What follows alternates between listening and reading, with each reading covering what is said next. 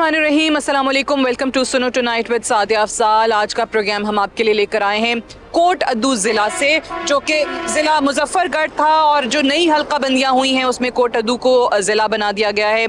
यहाँ पे अगर हम देखें तो दो नेशनल असम्बली की नशस्तें हैं, NA 179 और NA 180।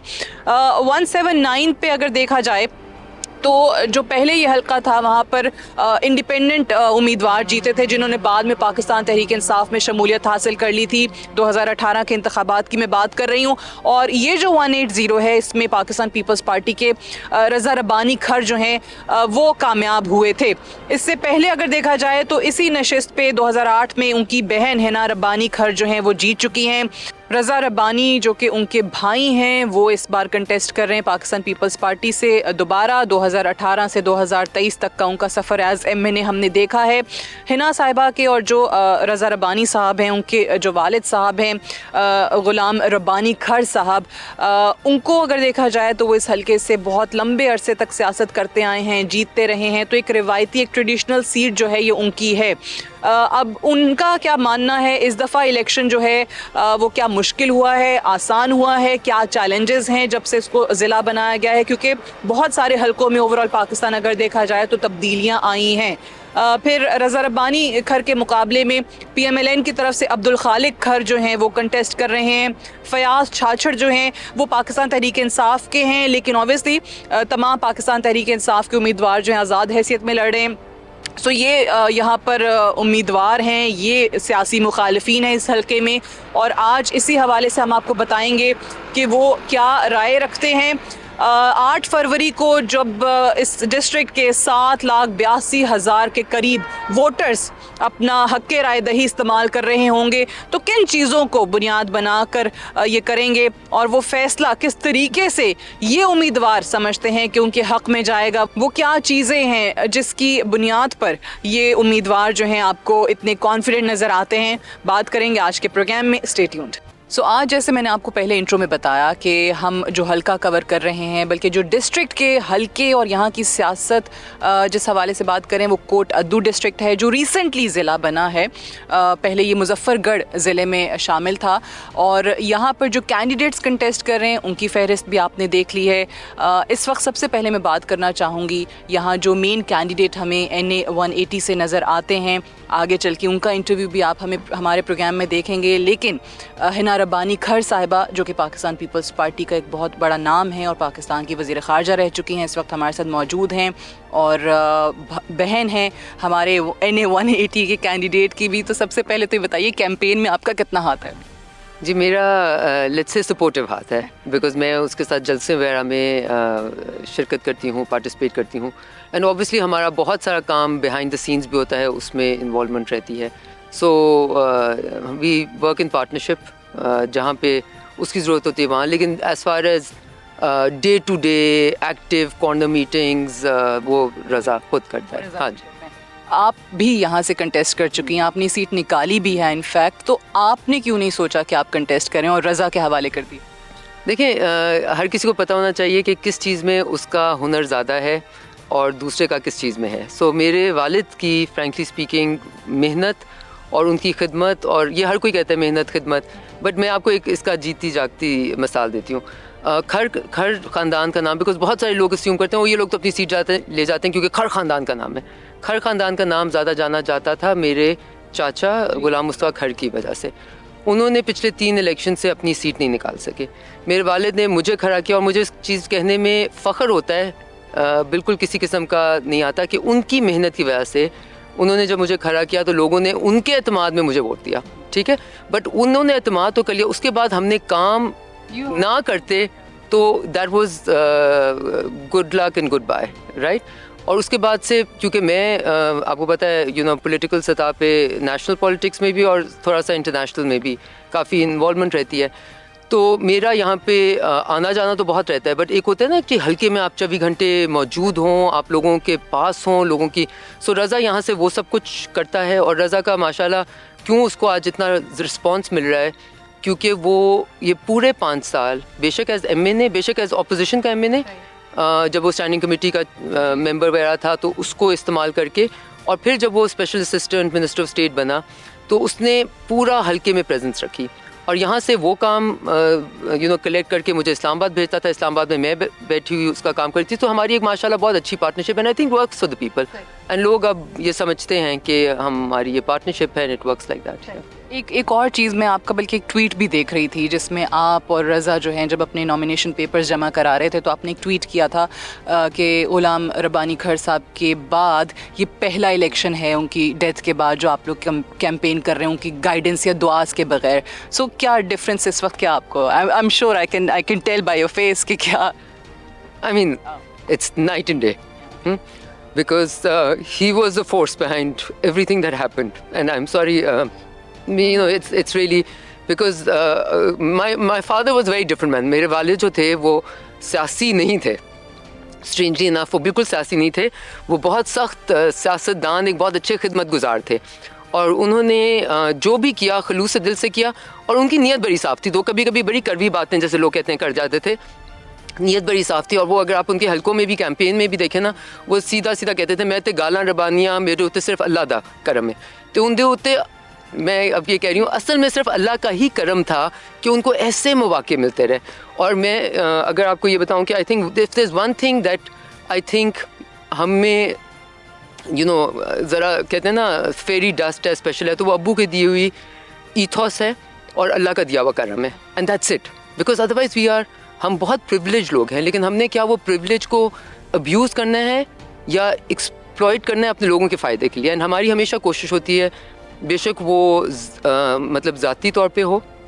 अगर आप यहाँ पे देखें तो माशाल्लाह मेरी वालदा 250 बच्चों का स्कूल रन करती हैं पूरी अपनी जेब से, उनको ट्रांसपोर्ट तक भेजते हैं ताकि उनको कोई अपना ख़र्चा खुद ना करना पड़े। सो जो विज़न अब मेरे वालिद ने अगर हमें बाहर पढ़ाया, यहाँ की बच्चियों को हमारा इतना तो ज़िम्मेवारी बनती है ना कि हम उनके लिए जो कुछ कर सकें करें, तो अपना स्कूल रन करते हैं। फिर मुझे याद है जो पहला मैंने इलेक्शन अब्बू के साथ जीता, उसके बाद हमने प्रॉमिस किया था गर्ल्स डिग्री कॉलेज सिनामा में, हमने गर्ल्स डिग्री कॉलेज कराया। तो उस वक्त सिनामा अब तो माशाल्लाह एक बहुत बड़ा शहर है, बहुत बड़ा कह सकते हैं, हमारे लिए बहुत बड़ा शहर है, लेकिन उस वक्त एक बहुत छोटी सा टाउन था, वहाँ पे हम लेके गए।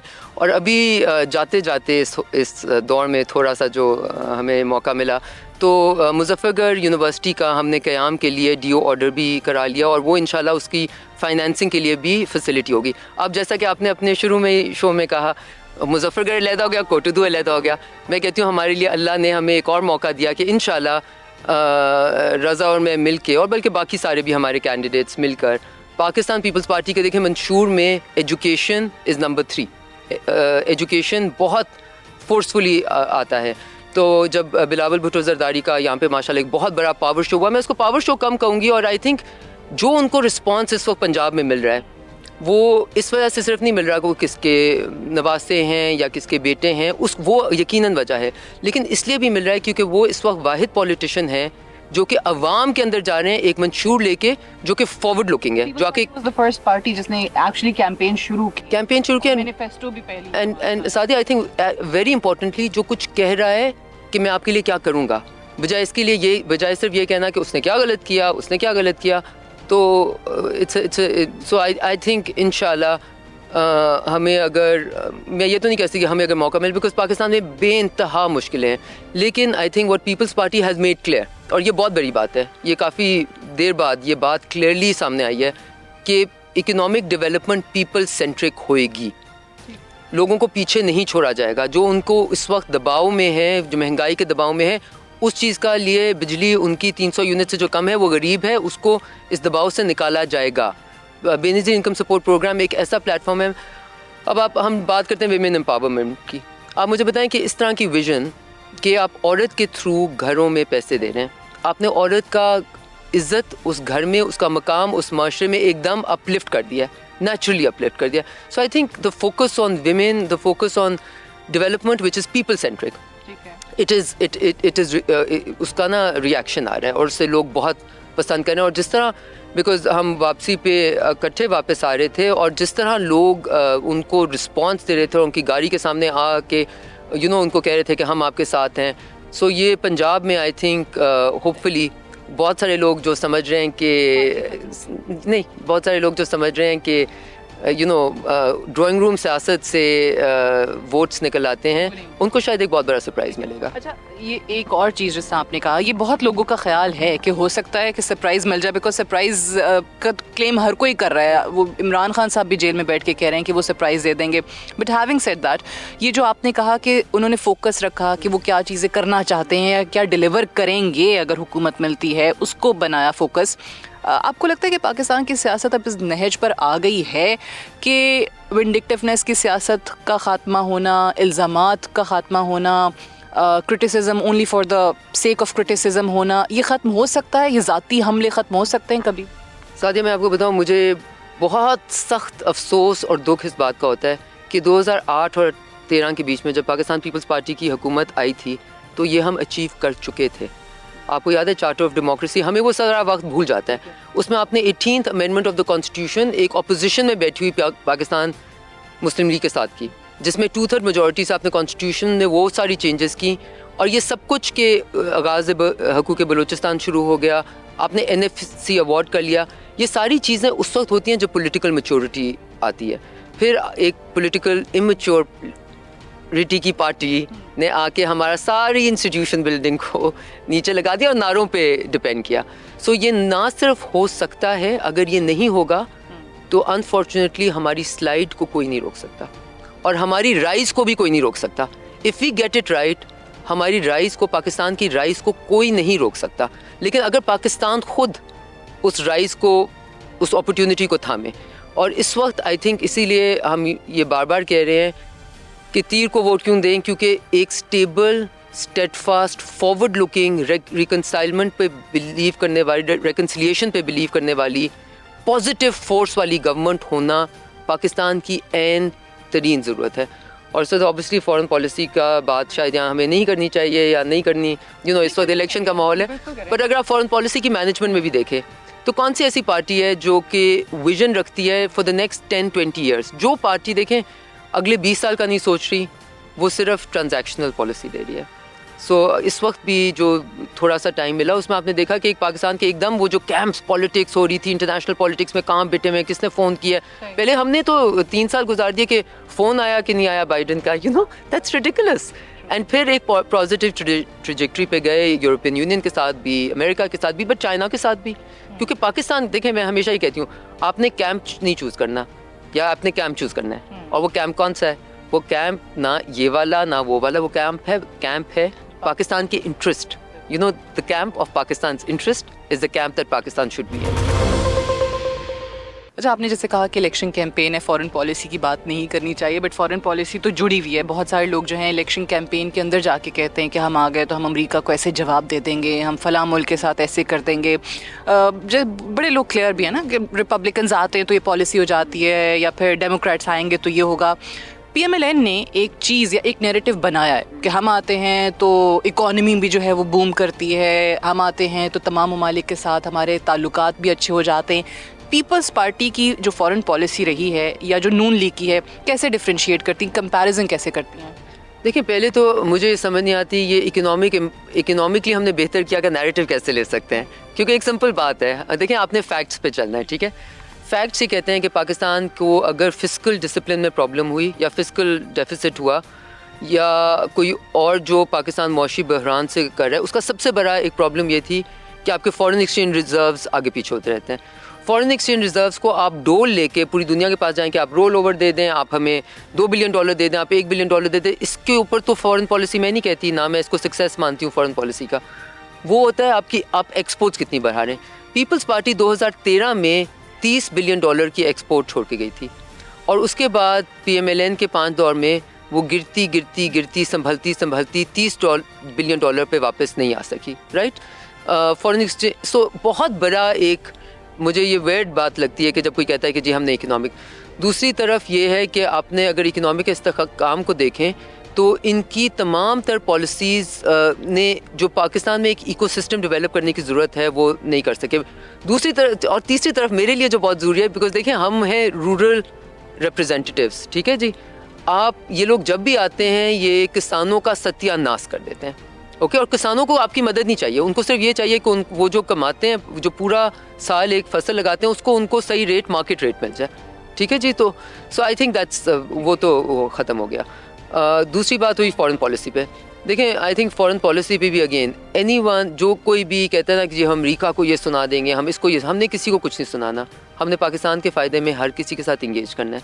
और अगर आप पाकिस्तान पीपल्स पार्टी का दौर देख लें, फ़र्स्ट ऑफ ऑल पाकिस्तान की फ़ॉरेन पॉलिसी की एक सिमत अगर रखी गई तो वो जुल्फ़िकार अली भुट्टो ने रखी।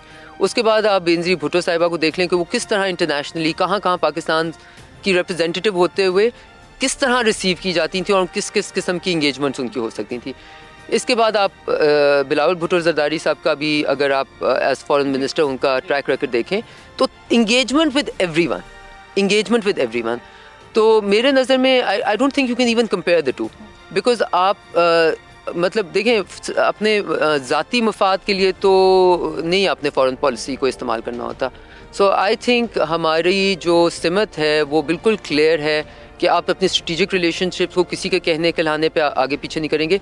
लेकिन जहाँ से पाकिस्तान की एक्सपोर्ट्स आती हैं, जहाँ जो पाकिस्तान के मेजर ट्रेडिंग पार्टनर्स हैं, उनके साथ इंटेंसिव इंगेजमेंट पाकिस्तान के इंटरेस्ट में है। और सबसे शायद इससे भी ज़्यादा इंपॉर्टेंट, पीपल्स पार्टी का हमेशा फोकस रीजन पे होता है, चाइना पे होता है, ईरान पे होता है, इंडिया पे, इवन अफगानिस्तान के साथ, कि जितना ज़्यादा। So I think the clarity of thought that the People's Party foreign policy is always had is absolutely unique, और उसके असरात हमें उसी वक्त नज़र आ जाते हैं। आप खुद ऑब्वियसली फॉरेन मिनिस्टर रही हैं, फिर आपने जैसे बिलावल साहब का जिक्र किया, उनकी जो परफॉर्मेंस रही एज़ फॉरेन मिनिस्टर, अगर अभी पीपल्स पार्टी की हुकूमत बन जाती है और आपको दोबारा वज़ीर ख़ारजा के मनसब पे लाया जाता है, सो इस वक्त हालात आपको लगता है कि पहले की निस्बत ज़्यादा मुश्किल हो गए हैं? क्योंकि पहले तो चलें आप इंडिया की बात करते थे कि एक हॉस्टाइल कंट्री है, अफ़गानिस्तान के साथ आपके ताल्लुकात सही नहीं रहे, फिर एक और फ्रेंडली कंट्री ईरान के साथ जो मामलात ख़राब हो गए, कितना बड़ा चैलेंज है और इस सारी सिचुएशन से कैसे डील किया जा सकता है? देखिए, सब एक होती है स्ट्रेटेजिकली आपने देखना होता है। हाँ, अगर आप स्ट्रेटेजिकली देखें तो मैं इसको एक लाइन में कह सकती हूँ, आपने रिएक्टिव फॉरेन पॉलिसी नहीं करनी, आपने प्रोएक्टिव फॉरेन पॉलिसी करनी है। ठीक है, उसका ये मतलब है कि जी वो भी गंदा है, वो हमें मार रहा है, वो ये कर रहा है, हम सबको रिएक्ट करें और हम फायर फाइटिंग में अपना उलझ के बैठे हुए हैं। हमने सबसे पहले और इस दफ़ा फॉरेन ऑफिस में हम we were able to do this. आपने इंस्टीट्यूशनल रिफॉर्म करना है, आपने फॉरेन ऑफिस के लोगों को स्ट्रेंथन करना है, लेकिन दूसरी तरफ आपने पॉलिसी इंस्टीट्यूशनल रिफॉर्म भी करना है कि डिसीजन मेकिंग का प्रोसेस क्या होता है और डिसीजन मेकिंग कितने तरीके से हो सके। और सबसे ज़्यादा अहम ये है कि आप थोड़ा सा हम्बल होके पाकिस्तान के इंटरेस्ट को देख के आप अपनी इंगेजमेंट उससे आगे लेके जाएं, ना बजाय इसके किसने क्या कहा। और आप अगर ये देखें तो पाकिस्तान पीपल्स पार्टी ने हमेशा अपने स्ट्रेटेजिक जो हमारे रिलेशनशिप है उसको बिल्कुल सेंटर में रखते हुए हर किसी के साथ इंगेजमेंट को फ़रोग दिया है। और इस वक्त अगर आप बेशक ईरान की सिचुएशन को देखें या अफगानिस्तान, मुझे कोई वक्त ऐसा नहीं पता, मैं 22 साल हो गए मुझे भी पॉलिटिक्स में, जब हमने कहा हो ये आसान वक्त है। वक्त हमेशा मुश्किल होता है, आपने खुद अपने लिए आसानियाँ, डिफरेंट चैलेंजेस आ जाते हैं। हाँ, और आपने खुद अपने लिए आसानियाँ पैदा करनी होती है और उसके लिए आपने प्रायोरिटाइज़ करना होता है और आपने स्ट्रेटेजिक अपना फोकस सही रखना होता है। एंड आई थिंक अगर आप हर किसी को रिएक्ट ना करें और सबके साथ इंगेज करें, और जहाँ territorial integrity and sovereignty of Pakistan का सवाल होता है, जैसे ये ईरान वाला इशू अभी, अब ये हुआ, हमें जो करना था वो हमने कर दिया, वो करना हमारी ना ज़रूरत थी बट हमारी रिस्पॉन्सिबिलिटी भी थी, और उसके बाद अब हमें उसको लेके बैठ नहीं जाना चाहिए। You know why? क्योंकि 900 किलोमीटर का बॉर्डर हमारा उनके साथ है। तो जो जहाँ आपका बॉर्डर लगता है ना, अब सिवाय इंडिया के, वहाँ पे मोदी साहब अगर उनकी इथॉस ही सारा एंटी मुस्लिम हो, एंटी पाकिस्तान हो, तो वो तो आप बेंड बैकवर्ड्स भी कर लेंगे, तो इस वक्त आपको नहीं कर सकते। So you have to wait it out. But जहाँ आप कर सकते हैं उसमें अना आए बगैर, पाकिस्तान को बड़ा एक हम्बल अप्रोच चाहिए जहाँ पे हम इनवर्ड लुकिंग, सर चाइना से हमें सीखना चाहिए। उन्होंने 20-30 साल नीचे आंखें रख के अपनी इकोनॉमी को बिल्ड किया, कोई इधर उधर नॉन इंटरफेरेंस कोई पंगा नहीं लिया, किसी के और पंगे में इन्वॉल्व नहीं हुए। हमें भी इस तरह थोड़ा सा अपने आप को बिल्ड करके इतने हम कहते हैं ना तगड़े हो जाएं कि फिर हमने किसी को आवाज़ें देनी है तो हम दे दें। बट अभी I think we need time off. वो तगड़े होने के लिए भी बहुत सारी चीज़ें इकोनॉमी से जोड़ दी जाती है ना। वो कहते हैं ना कि जिन्ना दे घर दाने उन्ना दे कमले भी सियाने तो ये वाली मिसाल यहाँ पे आ जाती है। अब वो जरदारी साहब ने भी कहा था, और ये हम आपसे भी कई दफ़ा मैंने सुना है कि you can change your friends but you can't change your neighbours. तो आपको फिर सोच समझ के चीज़ें करनी पड़ती हैं। मूविंग ऑन, वापस आते हैं आपके इलेक्शन के ऊपर। Obviously we have seen you as foreign minister, Peoples Party के बारे में यही कहा जाता है कि विमेन एम्पावरमेंट को सामने रखते हुए न सिर्फ वो क्लेम किया बल्कि बहुत अहम मिनिस्ट्रीज़ जो हैं वो ख़वातीन को दी भी हैं, करके दिखाया है। You have made us proud as foreign minister. अब भी आपको लगता है कि पाकिस्तान की पॉलिटिक्स में ख़वातीन या दीगर पार्टीज़ की तरफ से भी उतनी शराकत दारी है जितनी होनी चाहिए? देखिए 51% ऑफ द पॉपुलेशन है अगर, तो वो शराकत दारी तो आपको एग्जैक्टली रिप्रेजेंट नहीं होती। लेकिन मैं हमेशा अफगानिस्तान की एग्जांपल देती हूँ कि एक थोड़ा सा एवोल्यूशनरी प्रोसेस होता है जिसमें आपने एक होती है वो जो एम्पावरमेंट जो आप पेपर पे करते हैं, और एक होती है एम्पावरमेंट जो आप रियल टाइम में करते हैं। जो रियल टाइम में एम्पावरमेंट होती है वो ये होती है कि आप सबसे पहले तो जहाँ पे उनको आप इनेबल करें कि वो एक ही सतह पे खड़े हो सकें, और वो सबसे पहले एजुकेशन से होती है। एजुकेशनल वोकेशनल ट्रेनिंग, उनकी स्किल। अब मैं आपको एक एग्जांपल दूं, हमने यहाँ पे आम होता है, हर कोई हैंड एम्ब्रॉयडरी अपने घरों में करता है। हमने एक खादी के साथ समझे एक प्रोजेक्ट किया जिसमें अब माशाल्लाह 300 औरतें यहाँ पे अपनी हैंड एम्ब्रॉयडर्ड चीज़, जिसमें उनको समझें जब ये शुरू हुआ था 500 रुपये मिल रहे थे, अब उनको 3500 रुपये मिलते हैं। तो उनके लिए एक ज़राए माश आ गया उनके घर बैठे हुए। और इंटरेस्टिंग बात यह है कि जब अब जैसे अभी गन्ने का सीज़न है तो वो जाके गन्ने की फील्ड्स में काम करती हैं, और फिर लेकिन जो उनके लीन मंथ्स होते हैं उसमें वो बैठ के 7-7 हज़ार 10-10 हज़ार घर में बैठे हुए कमा सकती हैं। सो इस तरह के बेशुमार चीज़ें हो सकती हैं। तो हमने ये करना है कि जो पब्लिक सेक्टर में इस वक्त वोकेशनल ट्रेनिंग चल रही है वो मार्केट के मुताबिक नहीं है। सो उसको इंशाल्लाह एक कोशिश करके उनको लेकिन आपका सवाल था पॉलिटिकल एम्पावरमेंट की और पॉलिटिकल इन्वॉल्वमेंट की। देखिए मुझे एक चीज़ की बहुत खुशी है, ख़वातीन पार्लियामेंट में आ रही होती हैं। देखिए पार्लियामेंट में ख़वातीन की माशाल्लाह रिप्रेजेंटेशन काफ़ी है, और उससे ज़्यादा उनकी रिप्रेजेंटेशन क्वेश्चन आंसर में देख लें ज़्यादा ख़वातीन होती हैं, लेजिस्लेशन में देख लें ज़्यादा ख़वातीन होती हैं। पर मुझे जिस चीज़ की बहुत खुशी हुई कि जब बिलावल भुट्टो ज़रदारी साहब कोटोदू में आए तो आप आगे की पहली ख़वातीन से भरे हुए और बच्चों से भरे हुए, you know what that tells me where the future lies. Okay, and that tells me, और उनको किसी ने घरों से नहीं निकाला, उनको किसी ने, हमने कोई ट्रांसपोर्ट भेज के लोगों को घरों से नहीं निकाला। हमने एक नेचुरल प्रोसेस से लोगों को बताया ये जलसा हो रहा है, लोगों को इन्वॉल्व किया, और वो खुद आई हुई थी। और वो क्यों आई हुई थी कि वो रिकगनाइज़ करी थी, और वो उनको सलाम इस चीज़ का करी थी कि आपने हमें माशरे में वो जगह दी जो हमें पहले नहीं मिली। और बहुत सारे लोग बिस्प को ना, बिजनेस इनकम सपोर्ट प्रोग्राम को कहते हैं वो ये तो आप डोल नहीं है, ये उनका हक है, क्योंकि वो जो माशरे में लेफ्ट आउट फील करें। लेकिन आपने जब औरतों के थ्रू करते हैं तो आप वो विमेन एम्पावरमेंट भी करें और सोशल वो भी करें। So so I think it's an evolutionary process. हमने सबसे पहले मौके इक्वल दें, और इंशाल्लाह आपको पता है यहाँ की औरतें माशाल्लाह, मेरे पास इतने लोगों के साथ मैं जिनके साथ इंटरैक्ट करती हूँ, माशाल्लाह किसी ने मास्टर्स किए हैं, और लोगों को एक शौक़ हो गया है कि वो पढ़ाई करें और फिर आगे अपना। एक आखिरी सवाल और बिल्कुल इससे हट के, you have been in the parliament, you have been doing politics as you said for past 22 years, you are recognised internationally. ये सारी चीज़ें सामने रखते हुए वो कहते हैं ना, been there done that, what is that one thing which keeps one humble and grounded? I think तरबियत, ओनली तरबियत, द ओनली थिंग। मेरे ख्याल से सब कुछ अल्लाह का करम सबसे पहले, और उससे मैं आपको मैं अभी एक किसी को बता रही थी कि हम लोग जब उस वक्त ये रोड्स इतनी अच्छी नहीं होती थी, हम लाहौर से निकलते हुए जब गांव की तरफ आते तो हम साल में कम से कम 6-7 दफ़ा बार हमारा आना जाना होता, तो रोड्स बिल्कुल अच्छी होती थी, 8-8 घंटे लग जाते थे। और हम जिस किस्म की गाड़ी में भी बैठे हों, कभी बड़ी गाड़ी में होंगे कभी छोटी, बिकॉज मेरे वालिद साहब को बहुत सारी ज़मीन मिली, लेकिन वो ही वो still self made man, because वो ज़मीन बंजर थी और उन्होंने मेहनत करके लिटरली खून पसीने की कमाई पे, तो वो हमेशा हमें कहते थे कि बेटा वो देखो गधा गाड़ी पे भी अपनी फैमिली को लेके जा रहे हैं, अल्लाह का शुक्र करो, अल्लाह का शुक्र करो। सो आई थिंक बहुत ज़रूरी है कि हम सबके लिए हर कुछ नहीं कर सकते, लेकिन अल्लाह ने आपको जो भी जगह दी माशरे में, और हमें बहुत करम किया अल्लाह ने, आप उसको इस्तेमाल कर सकें किसी और के लिए थोड़ा सा बेहतरी करने के लिए। बेशक वो पॉलिसी साइड पे हो, बेशक वो आपकी ज़ाती जो आपके फार्म्स में लोग काम करते हैं, जो आपके स्कूल में बच्चियाँ पढ़ती हैं, जो आप और जितना भी इस चीज़ को बढ़ा सकें। कहते हैं ना कि अल्लाह ने आपको इतना दिया, what are you giving back. और दूसरी बात, I think even more importantly और इक्वली इम्पॉर्टेंटली, मैं इस चीज़ पे बहुत ज़्यादा प्राउड फील करती हूँ कि उनकी तरबियत से रज़ा की भी जो तरबियत हुई है, वो कहते हैं ना, सारे सरदार और सारे मलिक साहब तकरीबन हमारे खिलाफ है। ठीक है, और वो इसलिए हैं क्योंकि वो कहते हैं कि जी आप तो आके वो जब गरीब आपके लिए प्रॉब्लम ले आता है, या हम कहते हैं जी पुलिस को फ़ोन करते हो कि इसको करें, तो आप तो हमारा साथ नहीं देते। तो बिकॉज अब्बू ने ये सिखाया हुआ है कि जी अगर साथ देना है तो सही जगह का साथ दो, अदरवाइज़ बेटा चुप करके बैठ जाओ, यू नो। सो अल्लाह का बहुत शुक्र है। आई थिंक तरबियत रियली जो हमें घर में तरबियत दी जाती है, वो ही एक चीज़ होती है which makes you who you are. Hina Rabbani Khar sahiba, thank you so much for joining. So election series का हमारा आज का प्रोग्राम आप देख रहे हैं कोट अद्दू डिस्ट्रिक्ट से। ये वो डिस्ट्रिक्ट है जैसे हमने आपको पहले बताया कि जो मुजफ्फरगढ़ में शामिल था पहले, अभी जो नई हल्का बंदियाँ हुई हैं उसके बाद ये कोट अद्दू जो है वो ज़िला बन चुका है।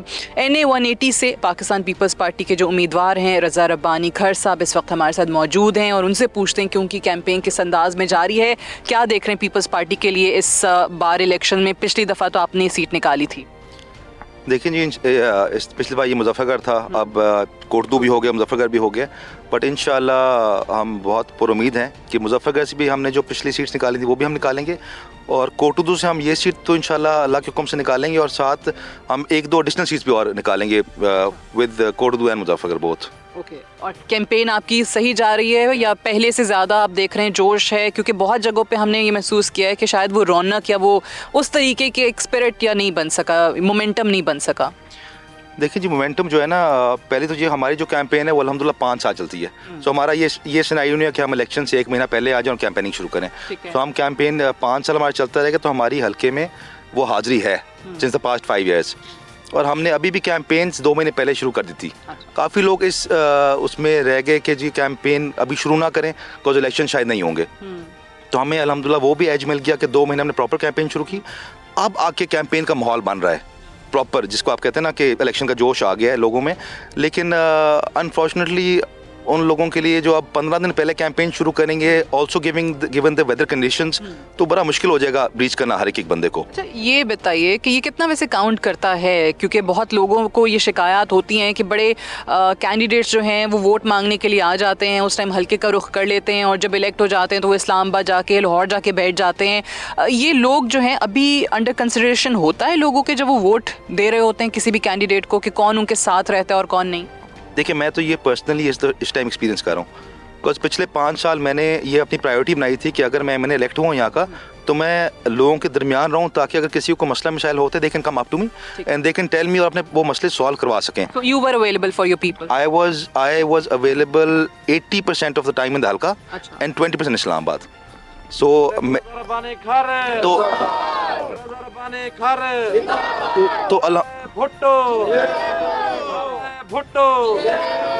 तो अब जब मैं हल्के में आया हूँ तो मुझे अल्हम्दुलिल्लाह, मुझे उम्मीद नहीं थी कि मुझे इस चीज़ का इतना बेनिफिट मिलेगा, लेकिन आप यकीन करें सबसे ज़्यादा मुझे बेनिफिट इस चीज़ का मिल रहा है। क्योंकि मैं अपने हल्के में कहीं भी किसी भी एरिया में जा रहा हूँ ना, तो मेरा वहाँ एक ना एक बंदा इस तरह का खड़ा है जो खुद आगे कहता है कि मैं मलिक रज़ा के पास गया था या मैंने फ़ोन किया था और मेरा उसी वक्त मेरा काम हुआ था। So I think this time around this is counting lot, because now people want to be with you directly also. मतलब वो जो एक थी ना कि सीन दराबाजियों वाला के एक आपके मेन में लोगों के पास जाते थे और आपको वोट मिल जाते थे, अब वो फिजा का वो वाली बात नहीं रहेगी। अब आपको सबके पास जाना पड़ता है। अब आपको वालिद के पास अलग जाना पड़ता है, बेटे के पास अलग जाना पड़ता है। अच्छा। इस हद तक है। अच्छा, ये कैसे चेंज आया वैसे कि पहले तो एक आपने इलाके के एल्डर को, एक बड़े को बता दिया और वो फिर वोट इकट्ठे करके सबके दे देगा, तो ये चेंज कैसे आया? देखिए, आई थिंक ये मीडिया की अवेयरनेस बहुत है। Social media has played an important role in this, because अब हर कोई देखता है कि हमारी खुद रीच क्यों नहीं हो सकती। अगर हम वोट देते हैं तो our vote is as equal to किसी और के वोट का, तो लोग उस चीज़ का बेनिफिट उठा रहे हैं और लोग कहते हैं कि जी हमारा अपना डायरेक्ट कॉन्टैक्ट होना चाहिए अपने रिप्रेजेंटेटिव के साथ। तो इलेक्शंस, अगर मैं ये कहूँ कि अब लड़ना मुश्किल हो गया या कैंपेन पहले से ज़्यादा मुश्किल हो गई है, तो ये सही होगा? अब इलेक्शन एक फुल टाइम जॉब है, और आपका एक मेंबर ऑफ नेशनल असेंबली या प्रोविंशियल असेंबली का कैंडिडेट होना और फिर आपको इलेक्ट होके अगर आप गेम में इन हैं और अगर आपकी हाज़िरी है तो फिर आप इन रहेंगे, नहीं तो अगर आप इस्लामाबाद बैठे रहेंगे तो फिर आप इस्लामाबाद ही बैठे रहेंगे। अच्छा, तो कैसे देख रहे हैं पीपल्स पार्टी की पोजीशन पंजाब के अंदर ओवरऑल इम्प्रूव हुई है? क्योंकि पंजाब में तो अक्सर जगहों पे हम देखते हैं कि कैंडिडेट्स नहीं मिलते पार्टी को। देखिए पाकिस्तान पीपल्स पार्टी की पोजीशन जो है ना पंजाब में इस दफ़ा आप देखेंगे कि इंशाल्लाह पहले से बहुत बेहतर रहेगी।